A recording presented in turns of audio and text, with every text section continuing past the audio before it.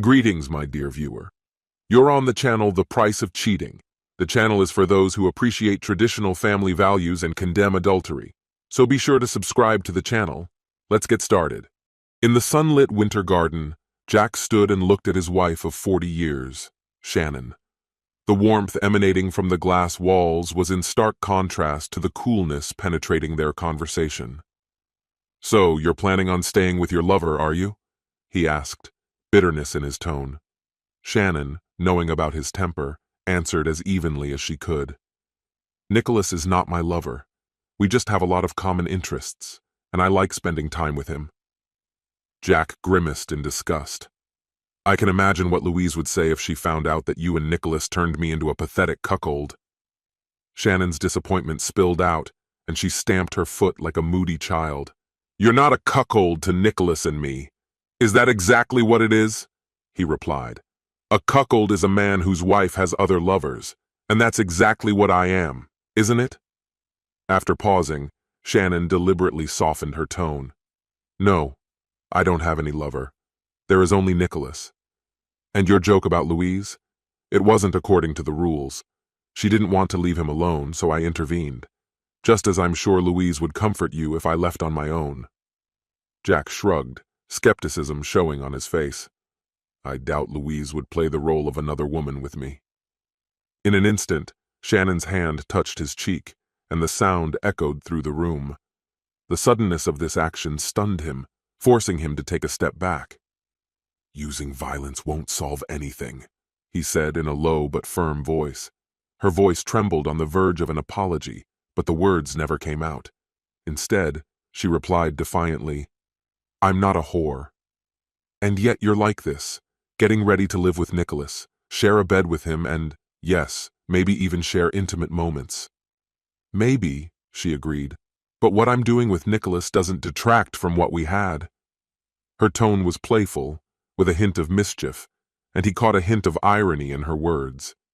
He wisely kept his thoughts to himself, knowing full well that a date with Nicholas could touch depths of passion that she had never explored with him.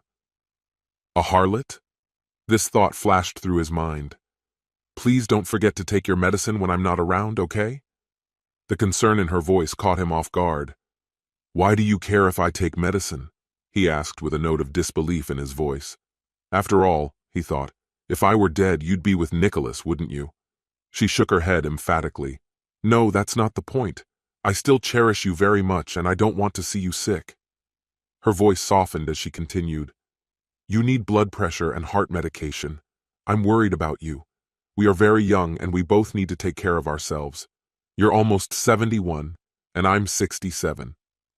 He let her give him a gentle peck on the cheek, a bittersweet goodbye, after which she started the engine of her luxury sports car and sped off into the night, heading for a date with Nicholas, the widower of her late sister Louise.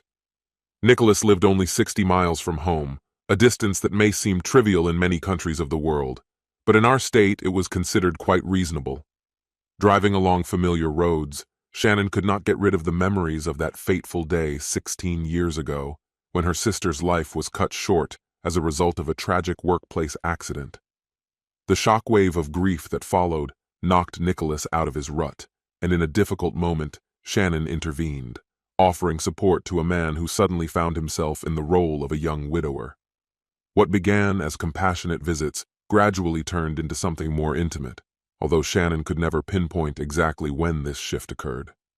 However, she clearly remembers the confrontation that changed everything, the moment when her unsuspecting husband Jack found out the truth.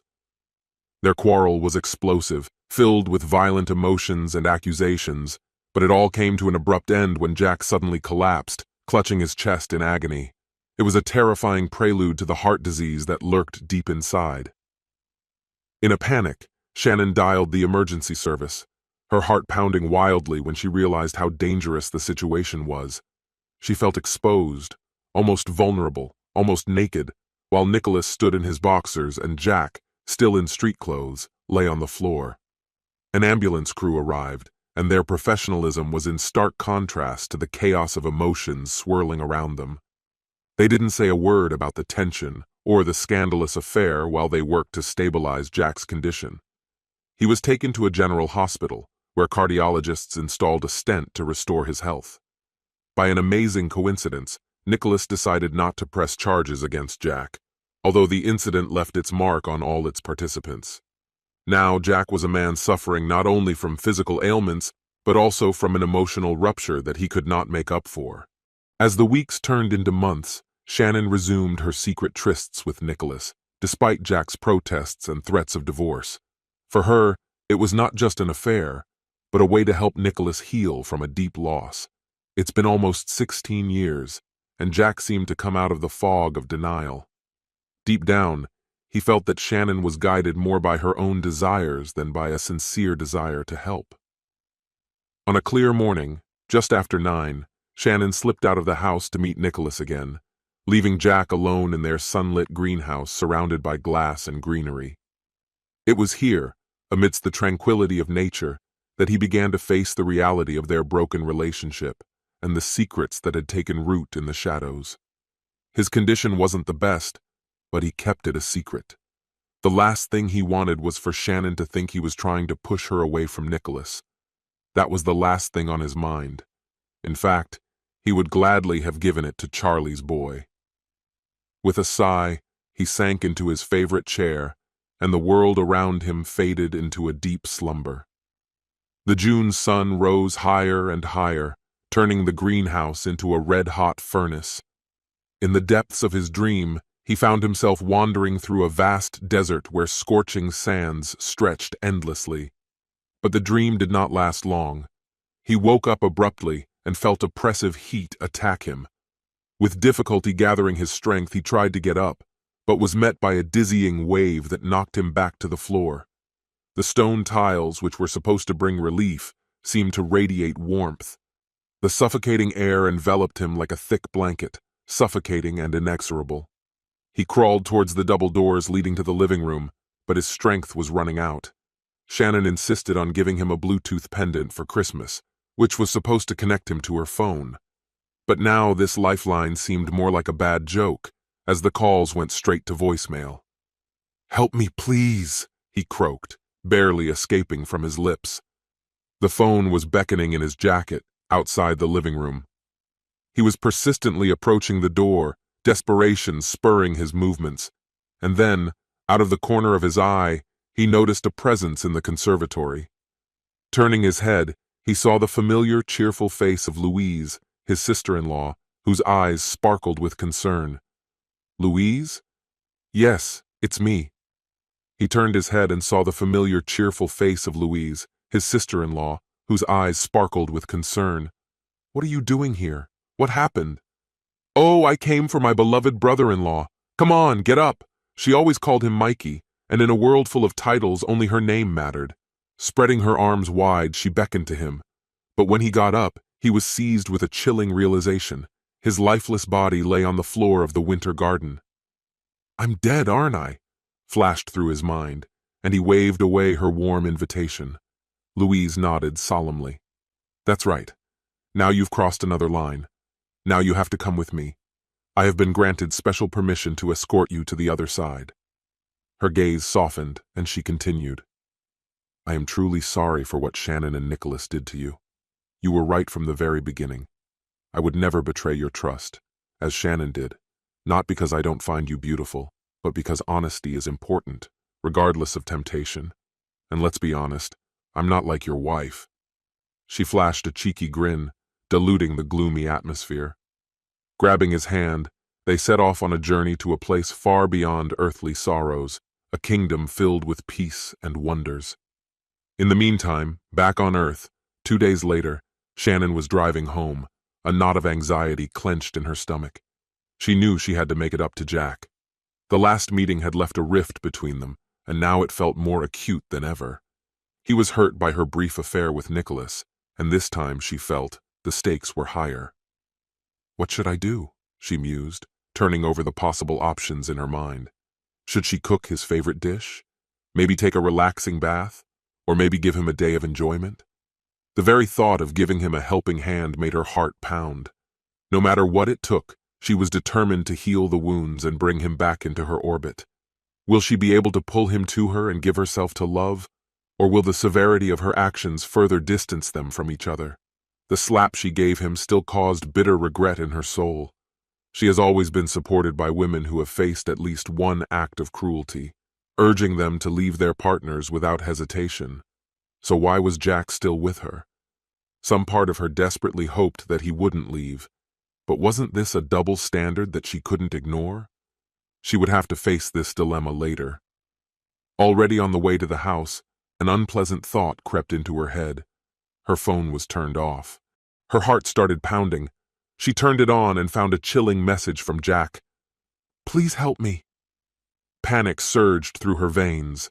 She pressed down on the gas pedal harder, guilt mixed with urgency, and she raced to the house. As she drove up to the house, she noticed Jack's car, an unwelcome reminder of his presence. Hastily parked, her heart pounding, she rushed into the house, shouting his name with desperation in her voice.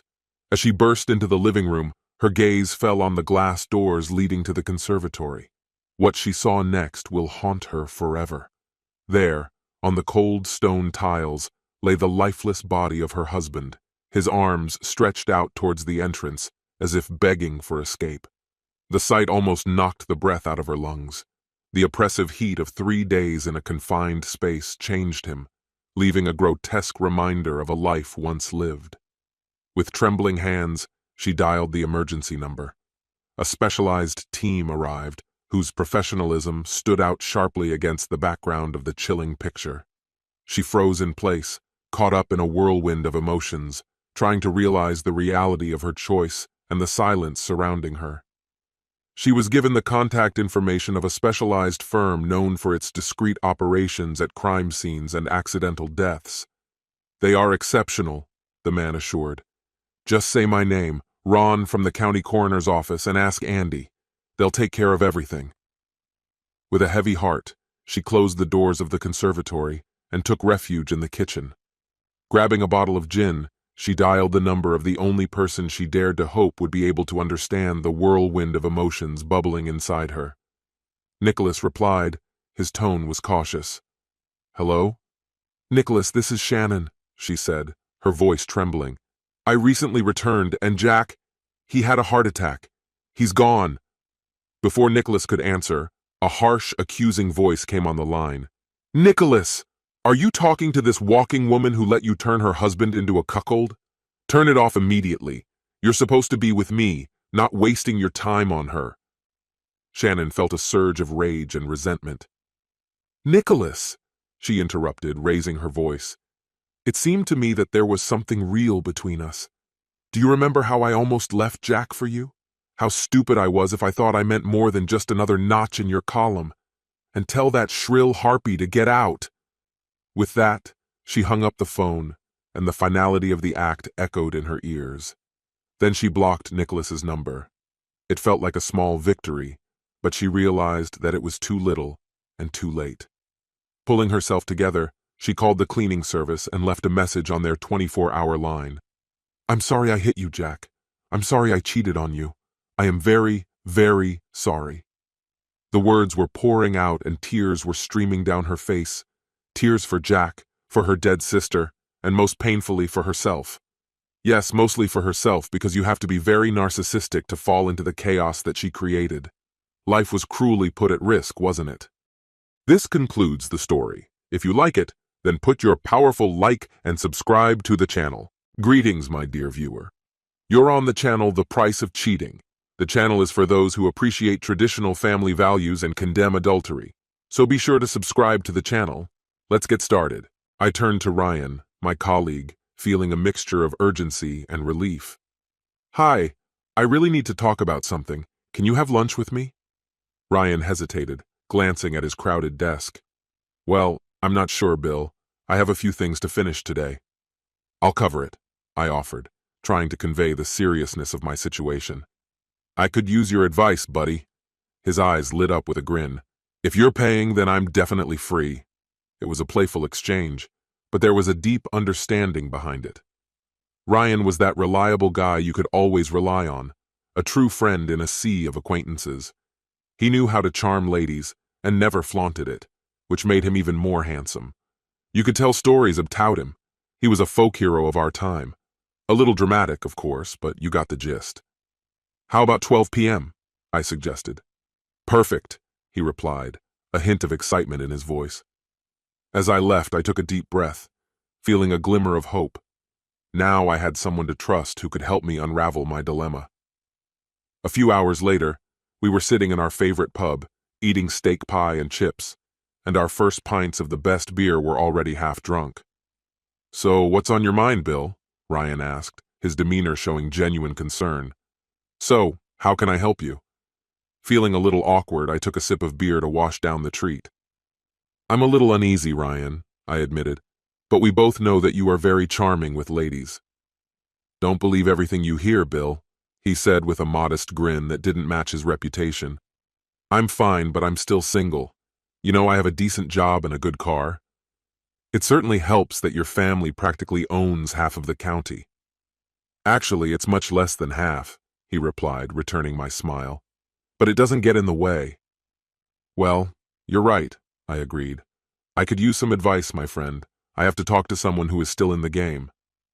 But you're married, aren't you? He replied with a teasing twinkle in his eyes.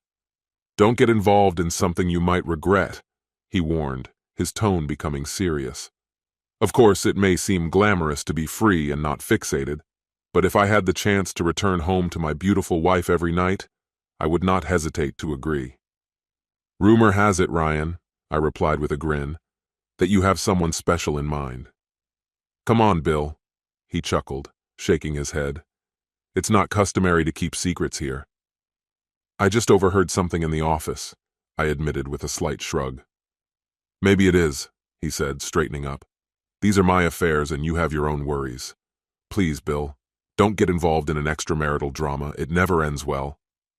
Actually, Ryan, I said with a sly grin, I don't need advice. Isn't it you? No. Then who are we talking about? We're talking about my wife, I replied, watching his expression change from confusion to surprise. What's the matter? About my wife, I clarified. I only have one. The realization hit him like a lightning bolt, and he leaned back in his chair. So it's your wife. Oh, shit. The gravity of my position strengthened between us, and he put down his knife and fork, suddenly interested in my position. How can I help you, Bill? He asked, his tone changing from casual to serious. You know, I don't even know your wife. I don't know her. She didn't come to the Christmas party. Nodding, I felt sadness creep into my soul. That's right. What can I do for a friend? He asked, leaning forward, and his concern became palpable. I don't approve of cheaters, Bill. Personally, I've never been married, but my brother's wife had an affair and it almost destroyed him. It was hard to watch. I sighed, the weight of my discovery hanging in the air. It wasn't easy for me either, since I found out. What can I do, Bill? He repeated, his sincerity shining. I mean, I know how to handle women, but I don't see how I can help you. Well, there's something you could do, Ryan, I said, and hope lit up in me. Anything, mate, he replied readily. What can I do to help? Taking a deep breath, I hesitated for a moment as the words rolled in my throat. You can stop sleeping with her. His mouth opened, but no words came out, just a faint clicking sound as he processed my request. The silence that hung between us was tense, as I had expected. I sat and watched as Ryan tried to comprehend the enormity of what I had just said, as the consequences sank into his gut like stones. Are you saying that I should stop seeing her? He asked, disbelief in his voice. Yes, please, Ryan, I replied, my tone flat and at the same time filled with despair. It's simple, please. With your wife, right? Ryan asked, a hint of confusion in his voice. Yes, I replied, but then added, I'm only dating one girl at the moment, Bill, namely with Angelina Scott to be precise. Ryan nodded thoughtfully, trying to process the information. You mean with my wife? Angelina Scott, I confirmed, frowning. Bill Scott is Angelina Scott. We've been married for 25 years. But she never mentioned it, he said, his voice breaking as if he couldn't quite grasp it. She didn't tell me, I confirmed, trying to keep my tone even. She told me she was divorcing Bill. Completely disbelieving, Ryan shook his head. According to her, her husband ran away to another city with some girl. This is something new, I added. So you're not going to get a divorce? Ryan asked, frowning even harder. Not that I know of, Ryan. In any case, not yet. Unless she was acting behind my back and filed an application without warning me. So you're still married and together? He asked, clearly trying to comprehend the situation. It looks like it is, and we didn't even break up, I admitted, waiting for his reaction. Currently, we are still living happily together. Ryan's eyes widened in shock. So you slept together last night?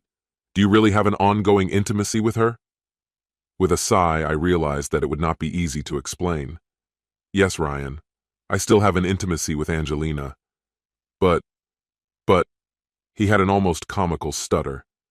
I'm sorry I slept with your girlfriend, Ryan, I finally said, the weight of the confession hanging in the air. Bill, I'm really sorry about what happened to Angelina, he said, regret and confusion in his tone. We sat eating potato pie and drinking beer, and the atmosphere was heavy with unspoken tension. We comforted each other, although it was obvious that it was harder for Bill. Apparently, he brought up the subject of marriage with Angelina, and she gave him a half-serious consent. It dawned on me that the divorce, which she had never told me about, might be closer than I had imagined. What should we do, Bill? Asked Ryan, his voice shaking with desperation. An hour ago, I thought I was in love with her, and now I can't stand the sight of her. Welcome to the club, I replied with a sarcastic smile. Maybe we should have some fun with her. Shall we have some fun? How? He asked, already intrigued by the prospect. You set a date for your wedding. She will be so worried about this that she will immediately demand a divorce from me, and I will agree, provided that it is in my favor. And then what? Ryan furrowed his brows as he considered the situation. We're both going to leave her in the end, I said with a grin. Tell me, do you really think she'll agree to this? With your amazing body and half the county to boot, why would she agree to what I can offer? She's going to be desperate for a quick fix, I countered, and he'll do anything to get it over with. Ryan hesitated. That means I have to be by her side all the time. I'm not sure I can handle it. Is it possible to feel sorry for her? I thought, leaning back in my chair. She's probably having the best time of her life right now, isn't she? Ryan nodded, a mixture of admiration and anger flashing across his face. And he's doing all these incredible things. We exchanged glances, and there was a tacit agreement between us. It was time to turn the situation around and have some fun ourselves. Absolutely. And what's the catch? He asked with a playful twinkle in his eyes. There's no catch if you think so, he mused, stretching out his arms and leaning back in his chair, lost in thought. At the moment, I need a woman who can create an emotional connection. Of course, I could have an affair with someone like Angelina, the infamous liar, but it's time to find a replacement for her. What about that new girl from HR? I suggested casually, as if I hadn't stayed in the office a little longer than usual. Which one is the blonde or the redhead? He asked, lifting his spirits and proving that his obsession with Angelina hadn't completely dulled his sense of adventure. Both, I replied, a sly smile playing on my face. Both of them? Really? He exclaimed. His excitement was obvious. Yes, one for you and one for me. Well, which one of them will attract your attention? A blonde with curves or a redhead with amazing legs? I teased. I don't care about the little things, he grinned, waving to the bartender to bring another portion. I think it's not bad. Here's to you, I exclaimed, holding my pint of frosty drink high. For what lies ahead? Cheers, Ryan replied, raising his glass. I think I'll take the blonde, if you don't mind. And I'm for the long legs of the redhead, I replied, burning with enthusiasm. I can hardly contain my excitement about the fact that they will be around me soon. Our plan worked brilliantly. As soon as Team proposed to Angelina to marry him, Angelina informed me that she was leaving me all our possessions and savings. This news swaddled his eyes that she gave up everything and threw herself into Ryan's arms. Angelina's joy was not long, After signing the divorce papers, Ryan left Angelina and told her how cruelly we taught her a lesson.